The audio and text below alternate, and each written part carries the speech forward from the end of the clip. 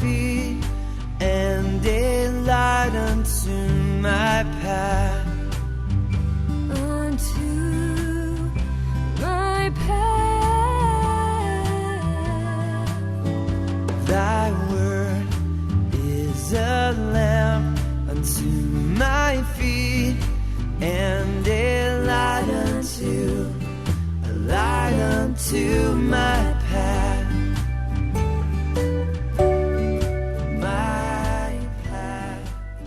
Welcome to SearchLight, a survey through Scripture with Pastor Jon Courson. It is our desire to bring you a systematic study of the entire Bible, chapter by chapter, book by book.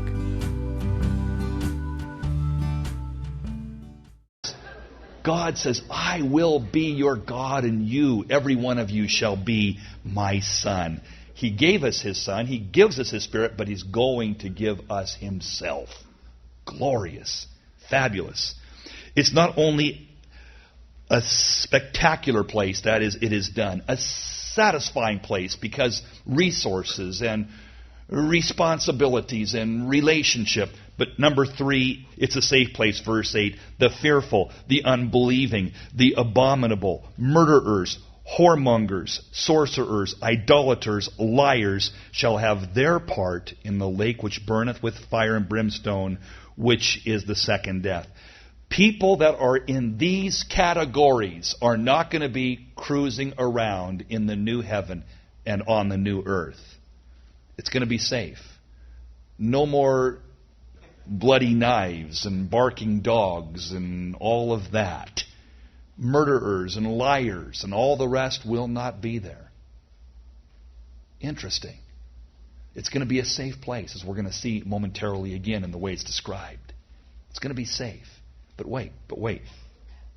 Hey, in heaven, no need to fear any of that. It's totally safe. But not just as it relates to the external fears, but this is what really blesses me. Because you see, these things, lying, murdering,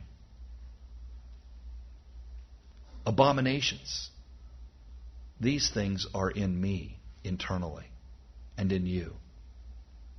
What do you mean? Didn't Jesus tell us that if we get angry with people, we're guilty of murder? Who here has not lied or exaggerated or twisted the truth a time or two? Who here has not been fearful, as verse 1 says? Fear is proof of a lack or absence of faith. Who here has not been freaked out, murmuring, complaining because, well, how's this going to work, or what's going to happen next? That's nothing but fear, which it says here, the fearful will not be allowed in the kingdom. You see, we are guilty of these. These are things that are a part of my flesh. Now, then how are you going to be there, John? Because the blood of Jesus Christ, what? Cleanses me from every sin. And here's the great news. I got great news for you tonight, gang. These things, the fear, that is the lack of faith, the attitudes that are amiss, the self-centeredness, the stuff of my flesh. I am sick of my flesh. Aren't you? Of yours, I mean.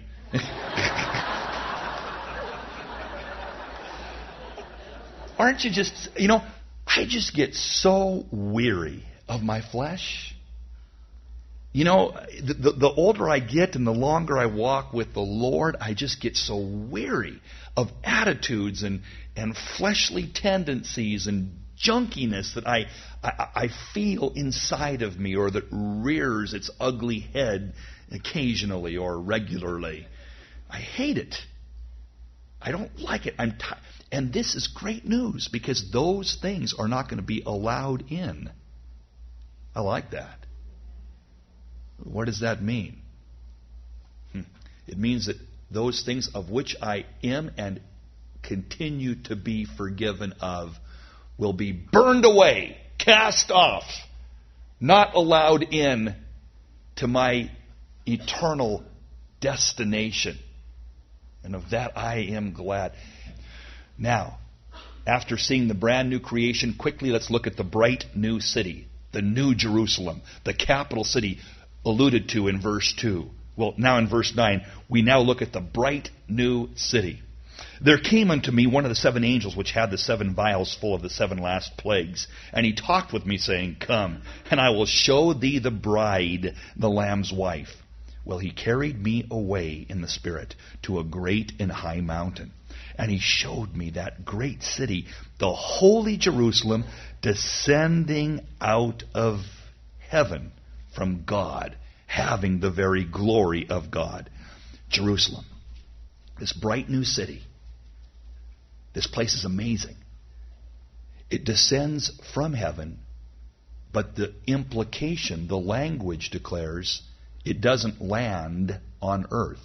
What?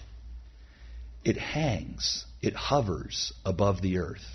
This bright new city, brand new creation, new earth, new heaven, and then a bright new city that's suspended between the new heaven and the new earth. It hovers there.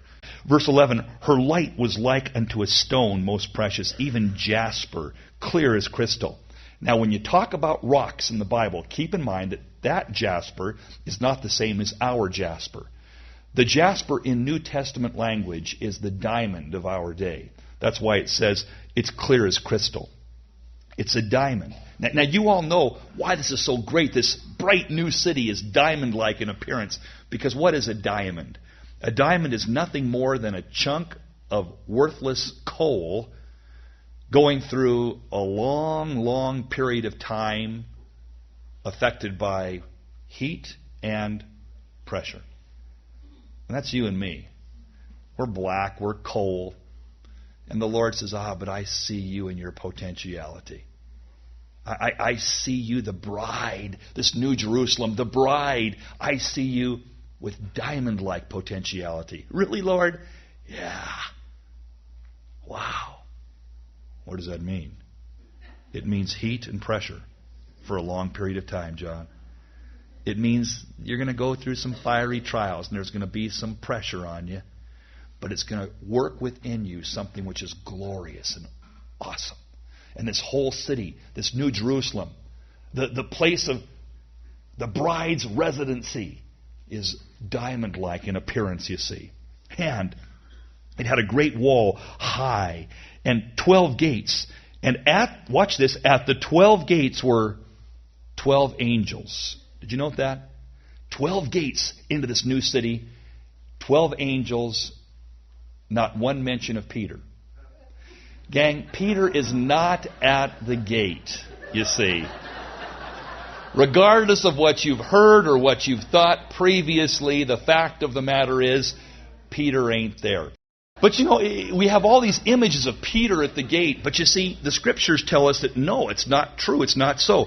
That there are angels at the gate. There's 12 gates, but watch this. The names that are written on the gates are the 12 tribes. Interesting. How do we enter in, if you would, to the things of eternity? We owe a great debt to our Jewish heritage, Israel. We truly do. We have been grafted in, Paul would say. We're not to despise the roots. There is an entry into spiritual life. We were Gentiles.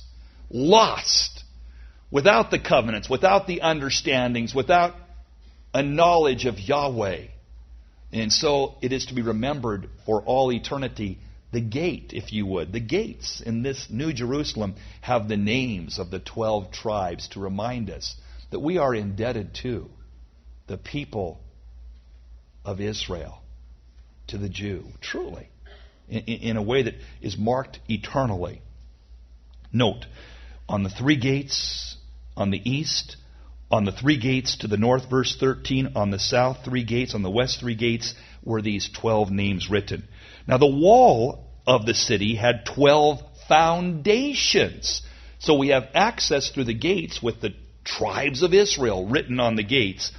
But the wall of the city had 12 foundations, and in them are the names of who? The 12 apostles. So we have access through, if you would, the Jewish community. That's an important heritage, an important history. But we're founded on the apostles. Jesus Christ himself being what? The chief cornerstone. The foundation of our faith is the gospel committed to the apostles and passed on to you and me, you see. So you have the 12 tribes, 12 gates. You have the 12 foundations, the names of the 12 apostles. It has foundations, this city does. Now keep in mind, Abraham, we are told in the book of Hebrews, looked for a city that what? Foundations, whose builder and maker is God. Abraham knew what I'm craving, what I'm looking for is not on the earth. I'm looking for the city that has foundations, the New Jerusalem. So what did he do? He lived his whole life in a tent. Father Abraham has so much to teach me, so much perhaps to show you. He knew that what he was craving would not be found on earth, so he could live his life very simply. When it finally hits a person, when we finally get it, to whatever extent we can, that what we're craving is not going to be found on earth, we, like Abraham, will be truly free. But if you're thinking, man, with that next house or that higher promotion or that better car or whatever it might be, I'm going to be happy. When you finally realize, no, those things are not going to do it, what happens is you're finally truly free to enjoy life. You just live in a tent, so to speak. You're not putting your stock in. You do what I often encourage you to do. You take a whole lot more things a whole lot less seriously. Because you realize I'm craving a city that has not one foundation, foundations. I'm craving the New Jerusalem. I'm craving heaven. I'm craving what this is talking about, you see. It's not on earth. So then you're not striving any longer. You're not so serious about the stuff that's here. You're really just set free. The foundations, you see, that Abraham was craving is talked about now in Revelation 21, the New Jerusalem. And he, verse 15, that talked with me had a golden reed to measure the city and the gates thereof and the wall thereof. The city lied 4 the length as large as the breadth, verse 16. He measured the city with a reed, 12,000 furlongs, or 1,500 miles. The length, the breadth, and the height are equal. What is the New Jerusalem? This hovering city? It's 1,500 miles in a cube with 12 levels, or 12 foundations. Which means the New Jerusalem, just the city that we're going to reside in, how big is it? It is 3 billion square miles. Now suppose that there are 3 billion saved people. That's a very generous number. 5 billion, 6 billion people in the world today. Did you know that 90% of the people who have ever lived in history are alive today?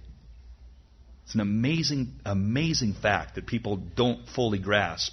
90% of the people that have ever lived are alive today. But be that as it may, the population of the world is 5 billion plus.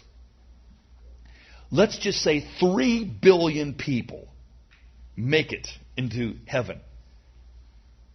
That means every person gets 1 square mile in the New Jerusalem. It's amazing. It's huge. How big is 3 billion square miles? It's basically the size of the moon. That's just this city that hovers, that we'll be hanging out in, this bright new city. And it's really going to be. Well, he measured the wall thereof, verse 17, and the wall was 144 cubits, or 216 feet.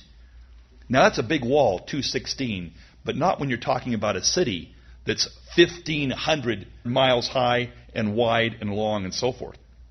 So there's a wall there, but in reality it's more like a picket fence in comparison when you really kind of think it through. Well, be that as it may, verse 18. And the building of the wall was jasper or diamond. The city was pure gold, like clear glass. Now you got to picture this. It's not so much to be taken in a sense of I'm trying to picture what gold and diamond. It's just brilliant is the idea here. It's just brilliant beyond description. And it says here that this city is diamond-like, and yet it's also gold, as shiny and smooth as glass. The foundations, verse 19, of the wall of the city are precious stones. What stones? Jasper, sapphire, chalcedony, emerald, sardis, chrysolite, beryl, topaz, chrysoprase, jacinth, amethyst. Listen, these foundations of this massive city are precious stones. What are these stones? I cannot be dogmatic about this, and I am unable to prove it. No one can argue it with certainty. But I do believe personally that these stones, these are New Testament stones, Greek words. If you compare that with Exodus 28, Old Testament times, Hebrew words, you have 12 stones here. You also have 12 stones on the breastplate of the high priest. And I believe that the evidence indicates, and I won't go into all the argumentation tonight, but it's the same 12 stones. So what you say? Here's what. Those 12 stones, Exodus 28, one stone representing each of the 12 tribes of Israel on the breastplate of the high priest. Most Orthodox rabbis teach that you would go to the high priest, you would ask the question, he would seek God, and then these stones would light up. And how they would light up, each stone represented a given tribe, and so a word would light up if you took the first letter of the tribal name that is each stone that lights up. It would be a key word that would give you direction, like yes, or no, or huh, or you're kidding, or whatever it might be. But you say, what does that mean? It means this. Now listen very carefully. In the Old Testament time, lights and perfection came from God via the stones that represented the people of God, the family. The same stones, probably, talked about in the foundation of the apostles. So what are you suggesting? This is what I'm saying. You want to know God's will? You hang out with God's people. The light and direction. You'll know God's will for your life if you're hanging out with the people of God. Where people get in trouble is when they no longer are in fellowship. They're no longer relating to the other tribes, to the family, to the apostles, if you would. There's no foundation. They're trying to figure things out on their own. And they veer off. And they think they have God's heart. And you look at them and you say, oh, that's so sad. The way they've chosen to go. Because Satan's plan is always the same. To isolate a Christian, to take him away from the family, and that Christian will be misdirected. He may think, she may think that he or she has God's plan, but they end up wiped out and messed up. The safest place to be, the tribes, the people of God, the Urim and Thummim, or the foundations, the apostles. There's direction. Well, I wish I could go off on that. I won't, but you can chew on that and think about that further. But there's foundation. It's solid in this New Jerusalem. It's based upon the apostles, the family, you see. Interesting.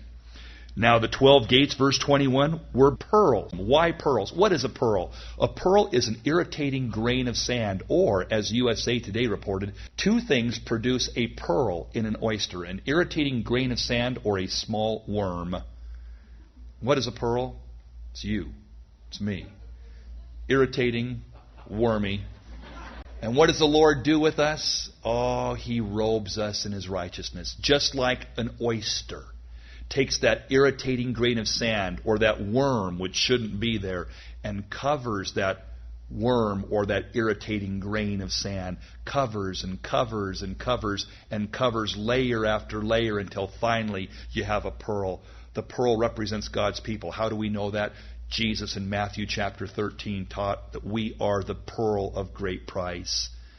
And what happened? Oh, the man sold everything he had to purchase this pearl. Who is the pearl? It's you. It's me. Who gave everything? The Lord. He gave His life for us, you see. We didn't give everything for Him. He's not the pearl. We're the irritating ones. And He gave everything for you and me. And He made us something beautiful. By what? By His grace. For His glory. We're just wormy or just irritating grains of sand. But He robes us and covers us, and He says, you're a gem to me. John, you are going to be a gem, a trophy, that all of creation throughout eternity might marvel. the gates are a reminder of that fact. They're pearly gates, if you would. Well, every gate was pearl.